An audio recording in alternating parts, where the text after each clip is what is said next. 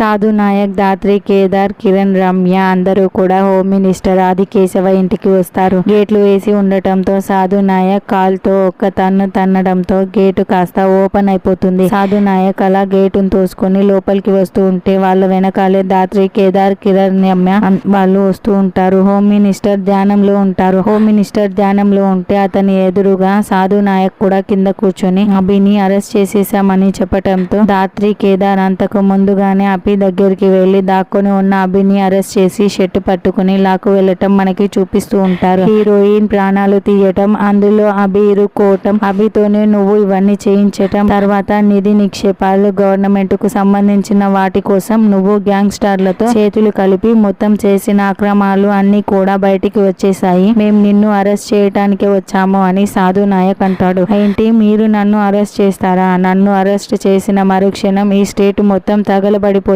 అని, ఎలా అరెస్ట్ చేస్తారో నేను చూస్తాను అని ఆదికేశవ వార్నింగ్ ఇస్తూ ఉంటే అప్పుడు దాత్రి అక్కడే నిలబడి ఇదంతా చూస్తూ, గడ్డి పోచను కూడా నువ్వు ఏమీ చేయలేవు, మేమున్నాం కదా అవన్నీ చూసుకోవటానికి, నువ్వేమీ చేయకుండా చూసుకోవటానికి అని ఎవరనుకుంటున్నావు? ఇక్కడ ఉన్నది జేడీ, ఎవరిని ఏమీ చేయలేవు, నేనున్నాను అని దాత్రి హోమ్ మినిస్టర్ ఆదికేశవకి వార్నింగ్ ఇస్తుంది. అప్పుడే హోమ్ మినిస్టర్ ఫోన్ కాస్త మోగుతూ ఉండటంతో ఆ ఫోన్ కాల్ నీకే, తీసి మాట్లాడు అని జేడీ చెప్తుంది. చూడు నీ కుట్ర కుతంత్రాలు మొత్తం కూడా బయటికి వచ్చేసాయి, నిన్ను పార్టీ నుండి సస్పెండ్ చేసేస్తున్నాము, నువ్వు ఏమేం చేసావో అన్ని కూడా ఆధారాలతో ఏ మాత్రం వదలకుండా ఆ జేడీ మొత్తం కూడా మా ముందు పెట్టేసింది, నిన్ను మంత్రి పదవి నుంచి తొలగించేస్తున్నాము అని పార్టీ నాయకుడు చెప్పటంతో ఆదికేశవ చాలా షాకింగ్ గా దాత్రి వైపు చూస్తూ ఉంటాడు. అర్థమైందా అని రాయిక రారని ఆదికేశవ షర్టు పట్టుకొని అరెస్ట్ చేసి దాత్రి లాక్కు వెళ్ళిపోతూ ఉంటుంది.